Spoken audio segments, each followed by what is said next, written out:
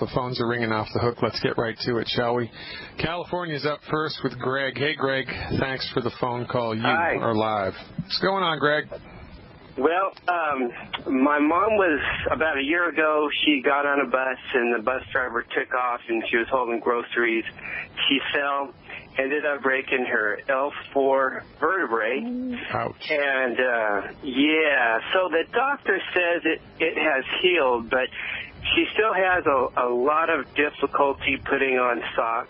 Her right hip hurts all the time, and she doesn't have a lot of movement and flexibility. So even though it's still healed, even though it's quote-unquote healed, she still has a lot of pain.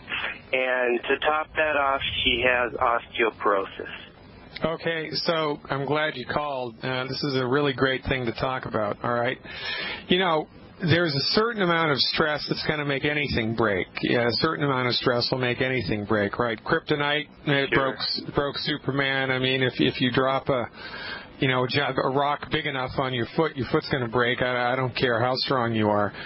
But there's a difference between the stress of life and the structural integrity of the human body. And when the human body is nutrified, when people are taking all 90 essential nutrients every day, and their bones and their joints and their hearts and their kidneys and their liver and their spleen and their skin and their brain and everything has all of this raw materials that everything needs in order to optimize their structure and function, well, guess what happens? The structure and function becomes optimized. And when we stop eating food that's slowly whittling away at our health, the body optimizes its structure and function even more. So from our point of view, people don't become osteoporotic because they're getting older or because they have bones. People become osteoporotic because they have a bad doctor, not because they have a bad gene. Their bones have simply run out of the raw materials that they need in order to maintain their structural integrity. And it's ironic because the leading osteoporotic medicine, the bisphosphonates, the Fosamax and Boniva and whatever the next generation bone builder is, understand this physiological process. Your body is constantly chewing up old bone and laying down new bone all of the time. It does it with two types of cells. The osteoblasts lay down new bone, and the osteoclasts chew up old bone. This process is happening all of the time. The bisphosphonates, Fosamax and Boniva, take advantage of this situation by putting the cells that chew up old bone to sleep, which is a really stupid thing to do, because when you put the cells that chew up old bone to sleep, what happens? Well, old bone accumulates in your bone.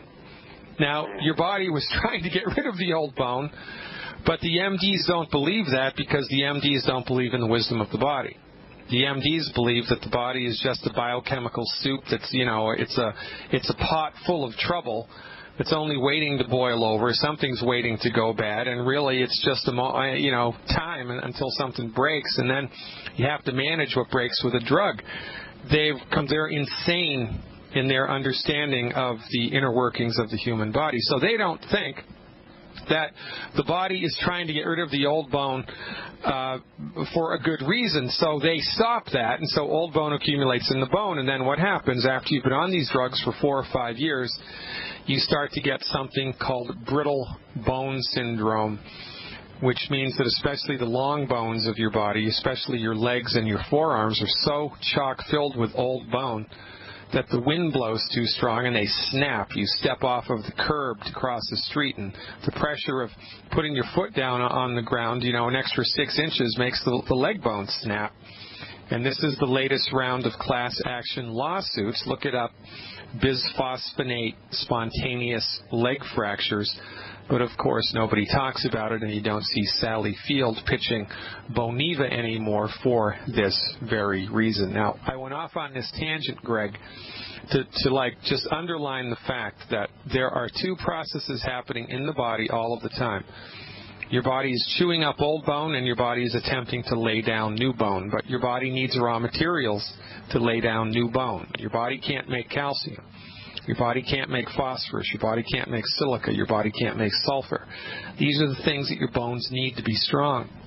So it would be prudent, don't you think, to give somebody who is struggling with osteoporosis raw materials that their body can use to make new bones, because their body's trying to strengthen the bones all of the flippin' time. And it would also be a good idea to counsel somebody with osteoporosis to stop eating food that's hurting the bones. So when we do these two things, stop eating the food that's hurting the bones and give the body raw materials it can use to lay down new bone that it's attempting to do, that's kind of like a never fail fudge. Now,